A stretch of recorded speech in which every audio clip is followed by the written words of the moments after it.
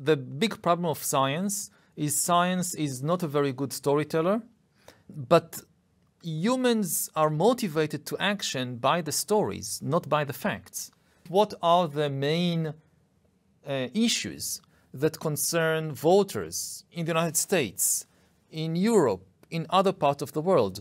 So immigration is one of the top issues everywhere, whereas climate change, many people just deny it. The attraction of immigration it's a biological drama. The drama that we live in one tribe and suddenly somebody comes from another tribe to our territory, this is something that is familiar to chimpanzees and to wolves and to rabbits. Oh, there is these strange rabbits coming here. They will take our grass. They understand it. It's very, very deep. Als ich Yuval Noah Harari treffe, fällt mir seine außergewöhnliche Präzision beim Beobachten seiner Umgebung auf. Mit Humor und messerscharfem Verstand versucht er, die Welt zu durchdringen und den Diskurs zu globalen Herausforderungen unserer Zeit mit anzustoßen. Harari ist Autor, Historiker und Philosoph, promovierte in Oxford und ist Professor für Geschichte an der Universität in Jerusalem. Eine kurze Geschichte der Menschheit, Homo Deus sowie Nexus wurden zu Weltbestsellern. Seid dabei, wenn ich Yuval Noah Harari treffe.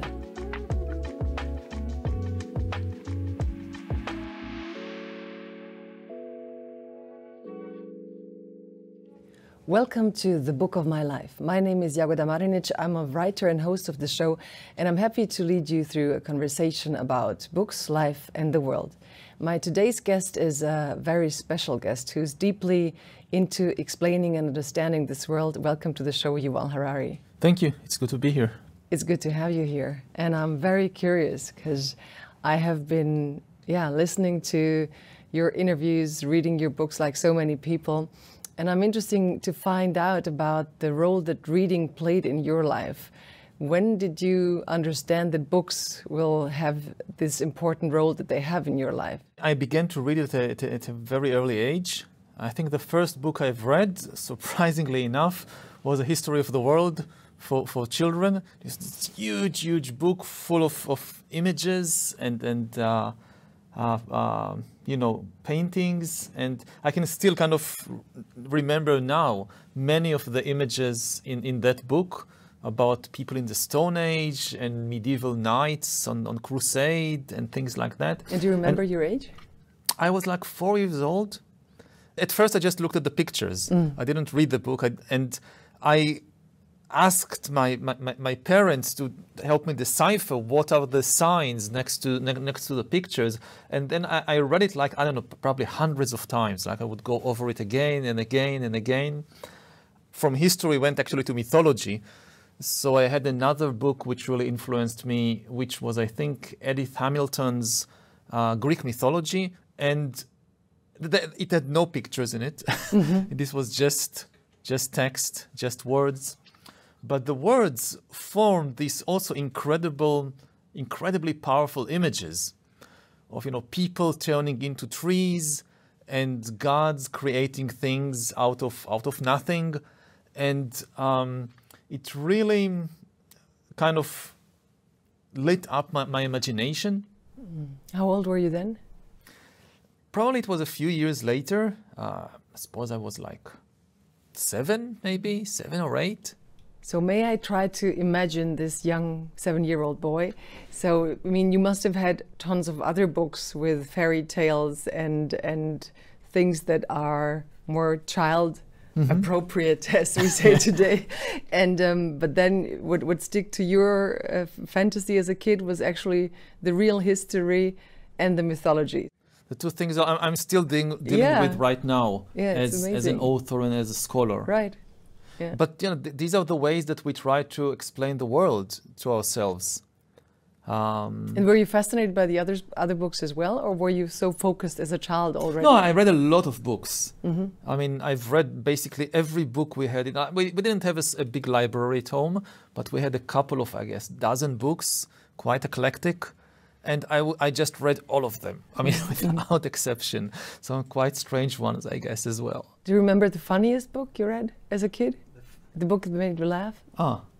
There weren't many fun. There were a couple of books by an Israeli satirist, Efraim Kishon. So we had like 2 or 3 of his books, and I also read and reread them, quite a number, and they were funny, but probably they had not as much as impact as the mythology and the history. So for many people, it's you either like science or you like the storytelling. So with you, it was very early that you seemed to want to connect these things. So let me first understand, why was mythology so important for you as a kid? Yeah, it was instinctive. It was just, trying to understand the world. And the way that humans try to understand the world at first was mythology. I mean, this is the way that people thousands of years ago try to understand why the things are as they are, the mysteries of the universe, of the human body, of the human mind. So mythology was the main vehicle.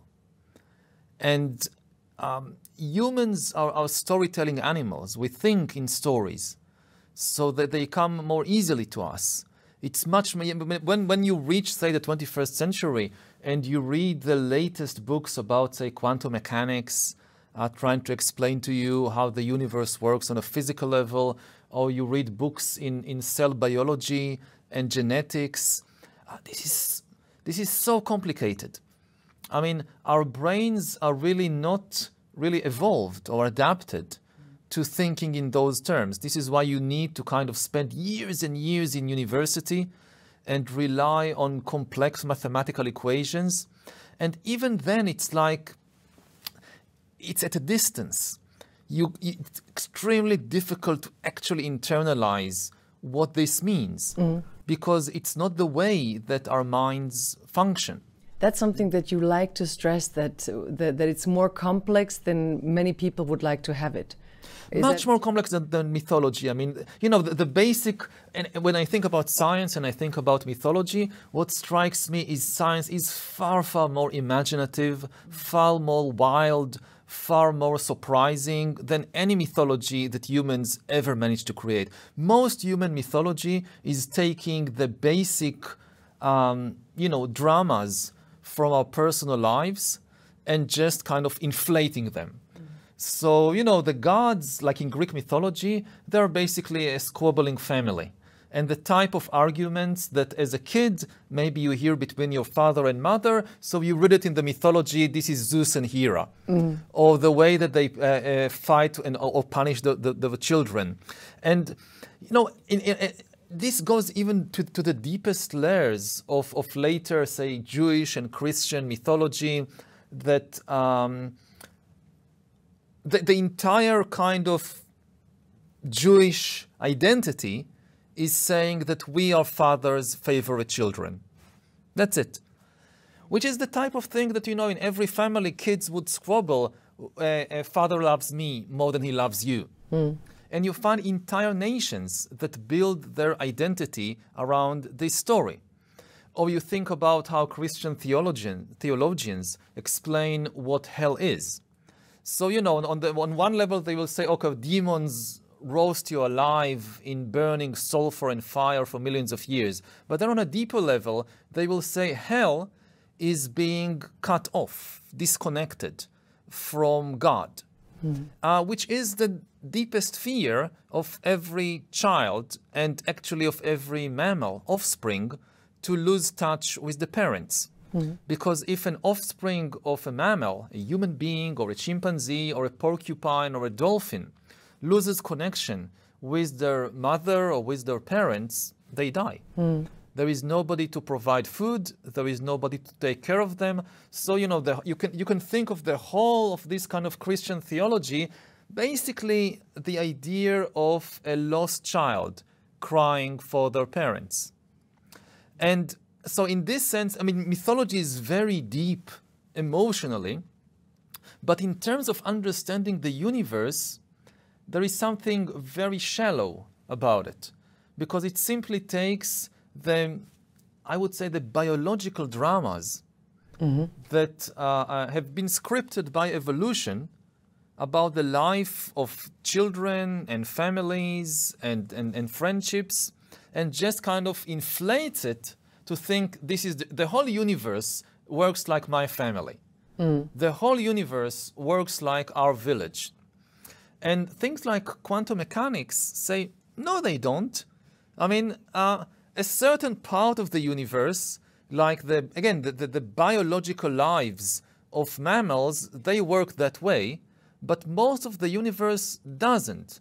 Even if you just move from mammals, like this rabbit here. Yeah, it's really, this rabbit, it doesn't move anymore. Yeah, from the mammals, simply you take a small step to the reptiles, it's already a completely different story. Like you think about, I don't know, turtles. So you have this kind of image of the turtle mother coming from the sea. She digs a hole in the sand. She lays their eggs, I don't know, like 40 or 50 eggs. She covers the hole, and then she goes back to sea, and that's it. This is what Freud would have to deal with if he was treating turtles. Yeah. Because there is no longer any connection afterwards between the mother has done her bit. She's not a mammal, so she doesn't suckle the young, she doesn't protect them, nothing. She's in the sea doing her things, forgot about it, and then a couple of weeks later, the young turtles, the baby turtles come out, and they go out to the sea, and then all these birds come and eat them, and all these fish come and eat them, and maybe out of the 50 turtles, maybe 2 or 3 survive, and they will be the next generation. They have never any connection with their, certainly not with their father, and also not with their mother. So what would turtle mythology be like? Like this whole fear of Christian theology, maybe I'm cut off from my father, it makes no sense to turtles. And this Jewish obsession, father loves us more than anybody else, it makes no sense to turtles. Parents don't love their children at all. For us, are like the deepest core of our psychology. And you still have wars, like the wars raging right now in my country. The war between Israelis and Palestinians, it's still fueled by this biological, mythological drama that we are God's favorite children, both sides. But isn't that which humans claim makes them so special? The fact that they can invent a story, the fact that they can connect differently and imagine differently. So yeah, what's different from in us from rabbits and probably even elephants and chimpanzees is that we, with language, we can create stories. Yeah. But and we have incredible imagination, but the thing is that the basic scripts of the imagination is always of our the same. stories, of our imagination, are still constrained by our mammalian biology. So you have these incredibly complex mythologies and poems and movies and TV series. But when you look at what is the actual plot is taken from biology. It's something that in essence even the rabbits will understand. So Not sure. Whether it's Christian theology, whether it's, you know, the plays of Shakespeare, whether it's, I don't know, like TV series like Succession. Have you watched the Succession? I don't watch series because I feel like I've seen them all. You know, I understand because your it's argument, actually like, you know, there are 10 plots that evolution scripted. And we kind of just retell the same plots again and again in incredible variations, but they are the same basic plots. I agree. And science works outside these plots. I mean, quantum mechanics is not a biological drama. It's so different from anything in our kind of experience as children, as family members, as members of a community, that, again, with the help of mathematics and with the help of computers, we can somehow approach it, and so much of the world is built on top of these scientific theories and models. But, you know, psychologically and also politically, they leave us completely cold. It's very hard to inspire people to do anything by telling them E equals mc squared, or by showing them the equations of quantum mechanics. Yeah, Because they do need, for action, they do still need the activation of the biological drama. That's what Yes. you say, yeah. And for good or for bad, it can, it can lead to acts of charity and compassion and incredible bravery, and it can lead to wars and persecution, and almost all persecutions in the world, whether of ethnic minorities, whether of gay people, whether of anybody.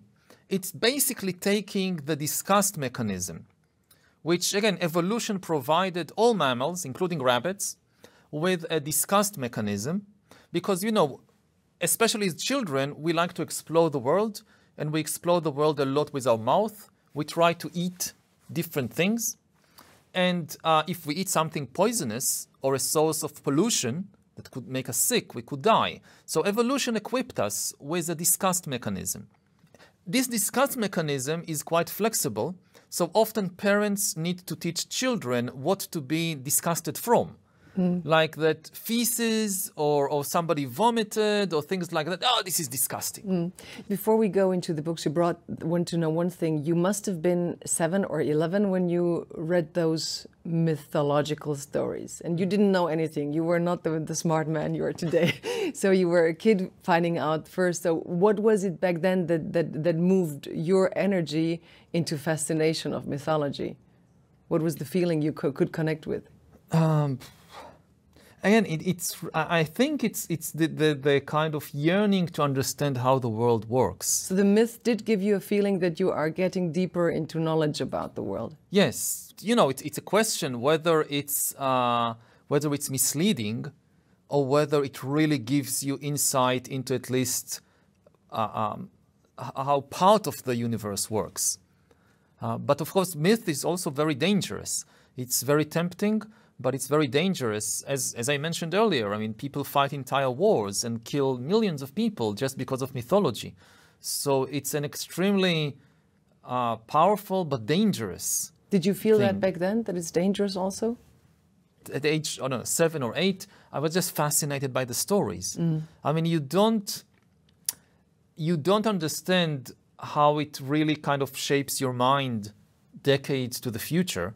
These fairy tales and legends and mythologies, and you obviously don't understand the kind of dangerous political and social constructs that are built on top of these mythologies. You often then spend your entire life basically unlearning these fairy tales and myths that you've heard as a young child. I mean, they're incredibly powerful. Fear creating also. This is how you then look at the world when you're 20, when you're 40, when you're 16. And if you're fed the wrong stories, the wrong mythologies, then 50 years later you're Putin. This can lead to the death and misery of millions of people. It all starts in the mind. Very few wars in history were about objective things or problems in the world. People think that people fight for the same reason that rabbits and turtles and chimpanzees fight, that we fight over food and we fight over territory. And this is almost never the case. Over the last few thousand years, we have become so powerful as a species that it's not difficult to provide our basic biological needs. We don't really need to fight over territory, and we don't really need to fight over food or resources. Again, if I look at my country, the Israeli-Palestinian conflict, it's not about land. There is enough land between the Mediterranean and Jordan to build houses and schools for everybody. It's definitely not about food. There is enough food. There is enough water. There is enough energy. There is all the objective resources. There is enough. But in the mind of people, they believe in fantasies, in mythologies, in stories that are incompatible. And again, they say, and both sides say, God gave us this whole place. We cannot compromise on God's love. We cannot compromise on God's gift. I mean, if it was up to us, no problem, we can give you half. But God gave it. We can't overrule what God said. But is there also a dilemma in your own work, research, thinking, that on the one hand you see the mythology as a critical energy, let's say, in our collective consciousness, but on the other hand you also say that the most people do not react to the facts in science? The big problem of science is not a very good storyteller, but humans are motivated to action by the stories, not by the facts. What are the main issues that concern voters in the United States, in Europe, in other parts of the world? So immigration is one of the top issues everywhere, whereas climate change, many people just deny it. The attraction of immigration it's a biological drama. The drama that we live in one tribe and suddenly somebody comes from another tribe to our territory, this is something that is familiar to chimpanzees and to wolves and to rabbits. Oh, there is these strange rabbits coming here. They will take our grass. They understand it. It's very, very deep. But though on the level of myth, the extinction of mankind through natural disaster has also been a biological drama at display in the Bible, you know. So I wonder why with immigrants it works and with natural disaster it doesn't. Because in the Bible, the process that happens is that humans sin and then God punishes them for their sin by unleashing a flood. And you would see that a lot of the conversation around climate change, it goes to that story of guilt. That people feel guilty. Oh, I did this, and therefore the world is collapsing. And it's much more difficult to go beyond this kind of biblical narrative of sin and punishment and forget about this.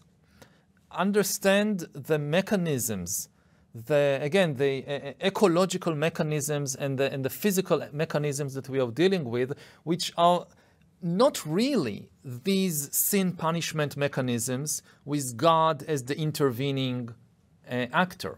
Though much of the rhetoric of climate activists is within the sin mechanism. Exactly, because this is they reach out for a story, and this is the closest story they can find.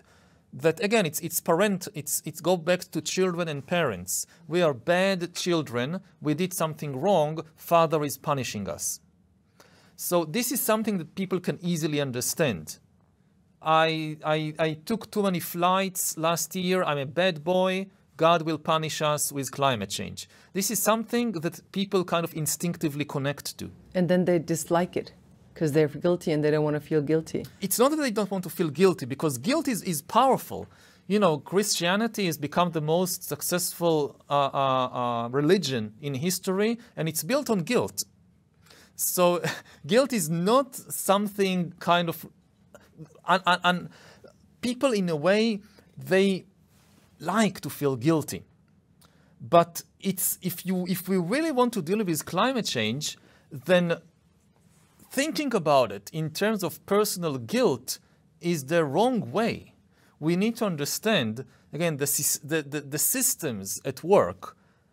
And the main problem is not with the decisions of individual people. It's the way that the economy is built. It's the way that the political system is built. I mean, the action needs to come from corporations and from governments, which are bureaucratic entities. This is the organizing principle. We have no mythologies about bureaucracy. This is something that most people don't understand, how bureaucracies work. So you have some artists, like Kafka is the most famous, but he's not the only one, who try to explain to people this new reality of the world works on the basis of bureaucratic systems. But again, psychologically and mythologically, it's very difficult because, you know, bureaucracies are documents and protocols and forms and lists. It doesn't work on stories. And to understand, like, when was the last time you saw a movie or read a novel about the budget? Not about somebody who works in the budget department, about the budget, like as the hero. Like you try to understand Germany in 2024, you try to understand climate change. How does the budget works? From one perspective, this is one of the most important things about our life, but nobody writes about it. There are no television shows. It's boring. How would you say bureaucracy affects the human being today? Or the fact, if you say that this How long do you have to wait for a doctor's appointment? This is sometimes a life and death question, and this is determined by bureaucratic principles. Now, again, people could understand it if they translate it into some kind of sin and punishment narrative or some kind of child-parent narrative. But this is not how bureaucracy works. And we need a completely different set of stories to understand bureaucracy. Again, people like Kafka began to try and formulate these stories. I think he didn't just begin. I think he captured a deep aspect of it. See, just in terms of numbers, for every Kafka novel, you will be back how at many 1,000 novels are there about two boys fighting over a girl? But you don't need like 100 Mona Lisas to have the knowledge of a Mona Lisa. You know, I mean, one Kafka is enough, I think. You might be right intellectually, but I feel challenged by the danger you see in stories, but I completely can follow your argument. Though I mostly see the liberating part. The story is also depends what the story is. I mean, the key point is stories are incredibly powerful. And like every powerful thing, you can use them well, and you can use them for evil purposes. So you think a debate that is not taking place is actually thinking about the bureaucratic and the structural, I mean, like United Nations and all the structures we have to solve the problem. We don't understand the structures. I mean, this is one of the reasons you have all these conspiracy theories that people believe. That, you have a small group of billionaires controlling everything and starting wars and epidemics, because this is something that we can understand. This goes back to the mythology. This goes back to, the parents, they do everything. It's like thinking that the world have like a small number of parents, and maybe they are bad parents, and they are punishing us, and they are doing bad things. It's easy to understand these conspiracy theories. It's much, much more difficult to understand the reality. There is no small group of people who understand and control everything. There is this huge, sprawling, bureaucratic system, which is not evil. It's doing what it's doing, but if we want to make a significant change in the world, like deal with climate change, we need to work with and through the bureaucracy.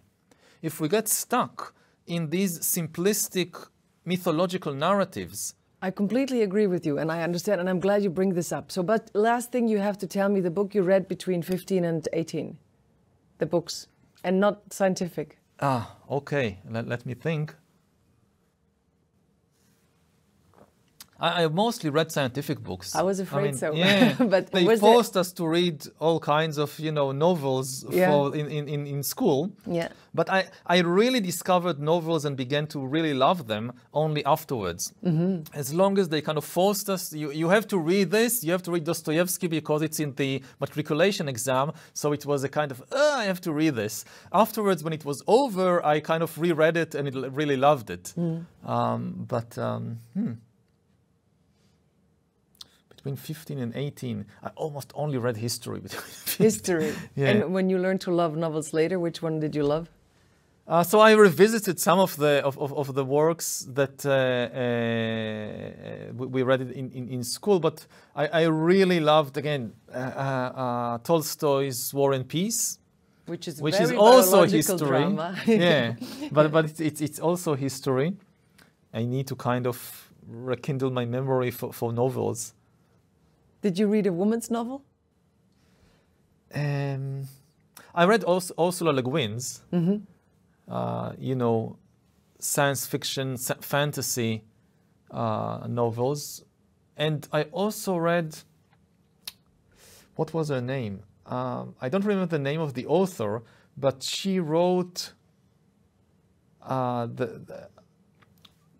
two, again, historical novels. The Persian Boy and something about Alexander the Great, but it focused on the love affair between Alexander and a Persian youth who was previously the lover of Darius, the Persian king. And this was one of the first kind of, before I came out, before I realized that I was gay, this was one of the first kind of novels about gay relationship that I read. And did the reading had anything to do with the fact that you came out? No. Not immediately. It was not like an immediate cause and effect. But I do remember that I was very kind of particularly interested in that story. And I guess it kind of percolated inside there and was important, instrumental in later kind of coming out to myself. So reading about a love affair that's so long ago, did this help you to understand present things better? Like for you, is it better to understand things when they are set in the distance? It puts the present in perspective. And for me, it's not such a long time ago. I mean, it's only just a little bit over 2,000 years ago. If you think about the span of human existence, which is hundreds of thousands of years, and the span of the cosmos, which is like 13 billion years, so 2,000 years is yesterday. And one of my basic feeling about history is that it's all present in a way. Nobody reads history or cares about history because of the past. Like all the people in the past are gone, they are dead. We can't change anything that happened back then, and they don't care what we think about them. Like Alexander the Great doesn't care what if you think he was great or he was not so great or whatever. The past is important because of what it tells us about the present.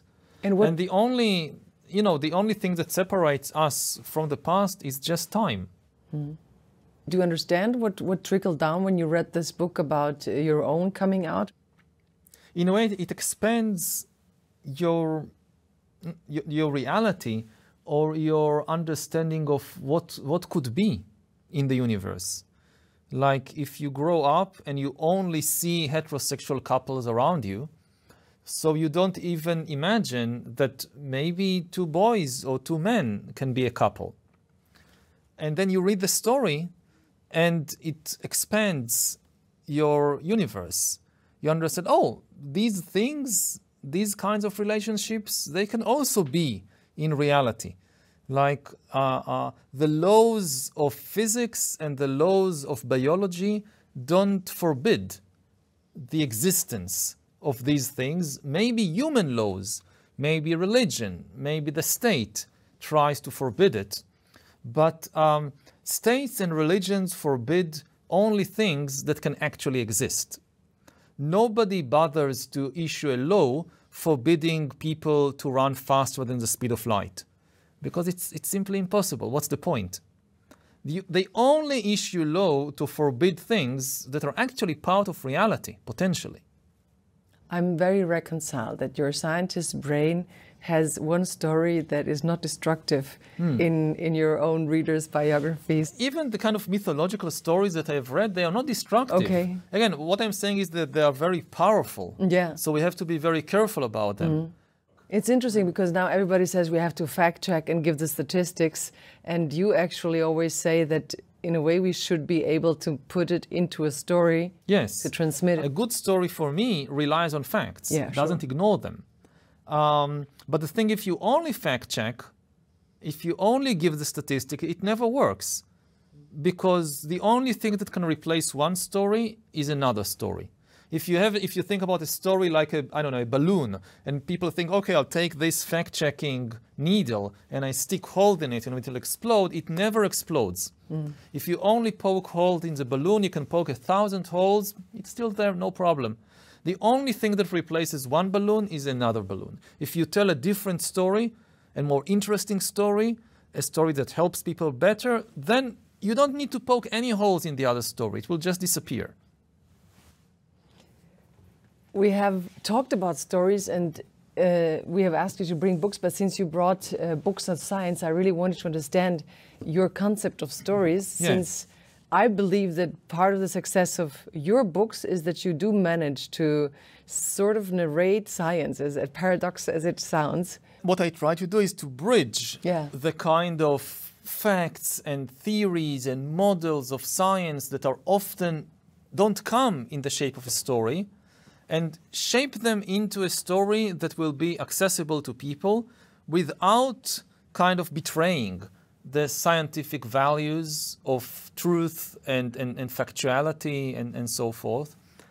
And these are some of the books that inspired me on the way. Which one do you want to start with? So let's start with chimpanzee politics, because we actually talked about it already. This book that was written, I think, in the year that I was born, in 1976, by Frans de Waal, who is maybe the greatest primatologist of our age.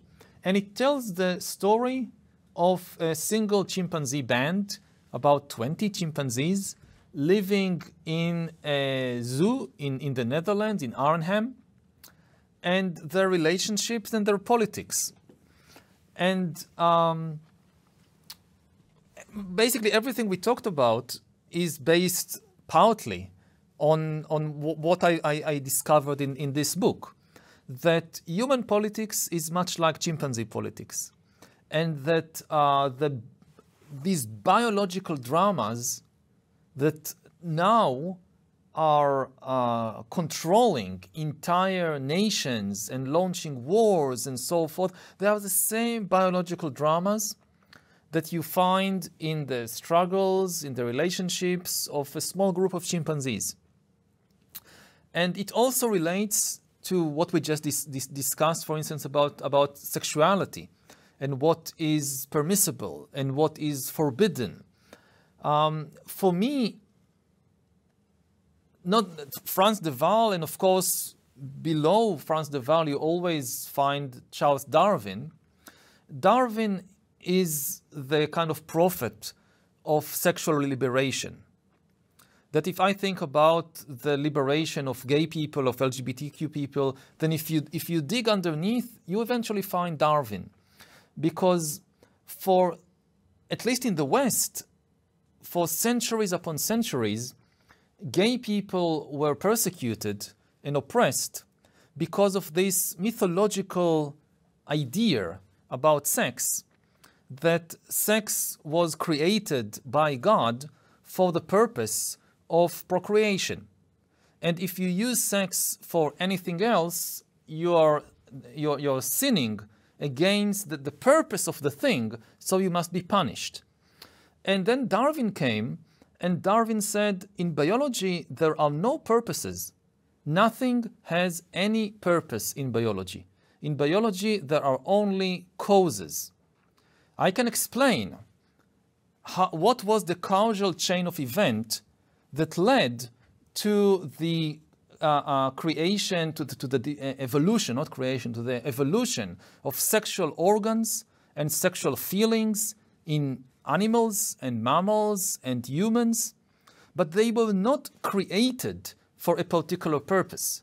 This is true of everything in biology. Like we have fingers, not in order to type on computers or to play the piano or to climb trees. Fingers evolved through evolution when humans climbed trees and when humans picked fruits, or ancient apes did it. So those that had better fingers survived and left these kind of better fingers for their offspring. And similarly, if you think about wings, why do birds have wings? Wings were not created so that birds could fly. Originally, reptiles evolved feathers in order to warm themselves. And once something exists, it can be used for all the things that you can use it for. So some reptiles, when they were escaping predators, they jumped, and these feathers helped them to jump further, and they survived. And generation by generation, this became wings. So it would be ridiculous to kind of blame birds. Why are you using your wings in order to fly? They were originally meant only to warm you. If you fly with them, this is against the purpose for which they were created. This is ridiculous. And it's the same with sex. It evolved in the context of procreation. But among mammals, among chimpanzees and among rabbits and among humans, new usages evolved over time. The vast majority of sex today, not just among humans, also among chimpanzees, it's not about procreation. People use it to establish intimate bonds between themselves. And to say to people, no, that's wrong, you should not use sex to establish intimacy, it's only for procreation, this is ridiculous. It's like telling birds, don't fly. And this is, I think, the kind of deepest layer of the liberation of women, of LGBTQ people, again, the Darwinian understanding that what things don't have kind of a purpose set from above. Whatever exists is by definition in line with the laws of nature. The idea that you can act, you can do something that violates the laws of nature, this is simply ridiculous. What violates the laws of nature doesn't exist. Whatever exists, by definition, it's in line with the laws of nature. The laws of a country, that's different. Like a country can say you cannot drive more than... But you mean the laws of nature have no moral? That you mean total free of morals, right? It's just the fact that it exists. Yes. Of course, not everything that exists is good. People murder, and this is part of reality, and this is bad. But then you have to give an explanation. If you want to forbid something, you cannot say, I forbid it because it's against the laws of nature. There is no such thing. You need to provide an explanation. So with murder, we know the explanation. Murder is bad because it causes tremendous suffering, not just to the person you murder, but to everybody around them, their family, their friends. So it's bad because it causes suffering. Now, if two men love each other, how does it cause anybody to suffer? If you think you want to forbid it, you need to come up with a better argument than, oh, it's against the laws of nature. And Yuval, may I come back to when you talked about the turtles first and the fact that the mother disappears, and when you read that book, and then you mentioned Freud. So how do you look at psychoanalytics as an explanation tool for these things? It's a very powerful tool. It's, again, exploring the mythological and the psychological mechanisms that shape and motivate humans. And if you try to take psychoanalysis and understand turtles, it will not work. If you try to understand atoms and subatomic particles, it will not work. But with humans, it works. And to some extent, it will also work with chimpanzees. And there's also women that are famous with the research on chimpanzees, like Jane Goodall. Yeah. Was she important for you?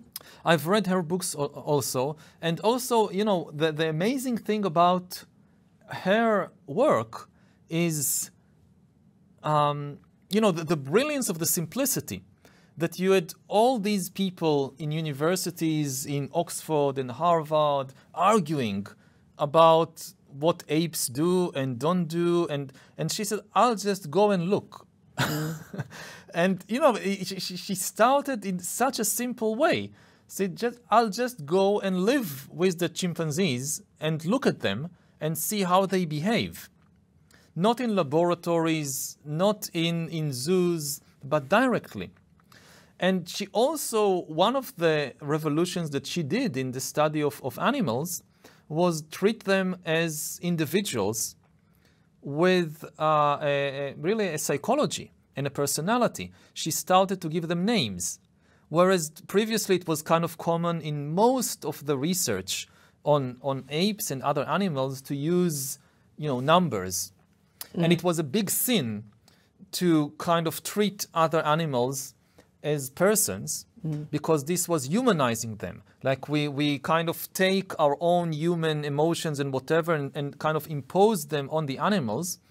And she was one of the people who kind of reversed it. No, I mean, the assumption that emotions, for instance, are a uniquely human thing, it goes against everything that Darwin taught us. The basic assumption is that it's much more widespread in the animal kingdom than just a unique human phenomenon. And she was one of the first scientists who began to treat other animals as persons with emotions, with a psychological life, and she would give them names and write about them in scientific papers with their names and not with numbers. And today this is like a common fact that every animal researcher that studies apes or whatever takes for granted, that yes, other animals also have emotions and have psychological needs, and no two chimpanzees are exactly the same, and so forth. Now that we are at the individual, there's one book I really want to know about, and that is a book that talks about the self and the way identity shapes, or a person shapes its identity. When did you read this book, and what did you learn from it? I think I've read Sources of the Self by Charles Taylor in my early 20s.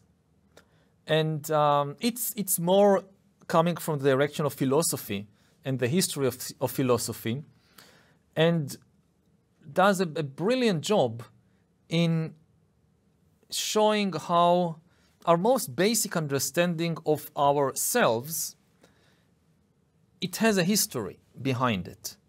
It's not the way that people in every age, in every culture understood themselves. It's the outcome of 2,000 years, of Greek philosophy and Christian theology and modern philosophy and modern art that resulted in the very kind of unique way that Western modern people understand what am I. And this is one of the most fascinating things in life, also in science, that you take something which seems to be extremely kind of solid and self-evident, and when you look closer, you see that there is actually an entire universe of change inside it, that it's not obvious at all, and it's not permanent at all. That, for a lot of people in the modern West, like the whole of the universe is constantly changing, but there is something inside us which is the basic atom of, say, our mental life, which doesn't change. This is the basic unit of the mental universe. And the same way that physicists looked inside the atom and realized, actually, this is not solid at all. There are lots of changes within this tiny thing. So also philosophers like Charles Taylor and psychologists and others, they looked into this kind of mental atom of the self and realized, like the physical atom, it's not solid at all. It's contains not just multitude of subparticles, but they are constantly moving and interacting and changing. That was something that both helped you understand, like the human nature of of mankind or human beings. But did it help you understand something about yourself? Yes, that what I define as myself itself needs a lot more exploration. That you think you know yourself, but you don't. Not just, the kind of individual events of your life. Your very understanding of what is a self is far from self-evident. And it is itself the product of a lot of stories and mythologies which are not necessarily true. So the last book that we can only touch for a few thoughts, but maybe tell us why it's important, Jared Diamond. It's a work of big history, kind of covering thousands of years of human history and trying to understand the kind of basic processes, what shapes history. And for me, the book was extremely important in my life, in my career, not just for its kind of particular insights, but more for its shape. That it showed me that you can write such books, and which was then the basis for my work, that you can actually write a science book, not a mythological book, but a science book based on the latest findings and archaeological excavations and genetic evidence and economic models, and tell the story of thousands of years of history. You don't need to just focus on very, very small events or incidents or places. You can really tell big stories which will still be scientific and not just mythological. So this was the book where you learned you can sort of merge the reader that you were between 7 and 11, the myth and the science, exactly. And you learned I can merge this and make it one bigger book and sort of get rid of the dilemma that you have with the myth and connect it to facts. This kind of false dilemma, that I like the shape of the mythological stories, but I also like the factuality, the accuracy of history and of science, and I have to choose. So Jared Diamond, in a way, said, no, you don't have to choose. You can try and combine. You can integrate, which is, of course, very difficult, but not impossible. And you have to, you have to kind of make compromises. Like in every relationship, in every integration, you need to make compromises. So also in this compromise between myth and science, it won't be perfect. You will have to make compromises, but it's worth it. In your writing and reading, but mostly your writing, if you would not have the story and the myth, what would you lack? The interest. What many of the kind of purely scientific texts lack is that people don't connect to them and they don't inspire people. And again, we have to work with humans as they are. We can't say, well, humans are faulty and we will just stay with the facts and the statistics and the mathematics and give humans up. No. What I'm doing in my books, it's not negating the other types of research in science. I don't say that all scientists now should write these big narratives. Without the very specialized researchers, somebody who works for 10 years on just excavating a single archaeological site and kind of very detailed lists and catalogs of every bone and every piece of tool that they found there. Without this type of extremely difficult work, I will not be able to do my work. My work is just to build a bridge between these kinds of scientific studies and try to convey their insights, their discoveries to the general public in a way that anybody can relate to and find interesting. You do succeed. You do inspire people. Who's a person that inspired you? One person. As a scholar, both Jared Diamond and Franz de Waal were two of the biggest intellectual or scholarly inspirations for me. And exactly for this ability, for building this bridge. Because I remember the experience of myself reading Chimpanzee Politics and being so interested and, laughing at some of the characters and interactions that he described and feeling sad for some of the other, and really getting kind of connected to the politics of this group of chimpanzees. And you know, there's so many other previous studies written about chimpanzees, but in these very cold, scientific, like you don't have names, you have numbers, and you don't talk about the emotions, you just have these statistics about how many times they met and how many times they fought, and it would not have had the same effect. Yuval, that is it.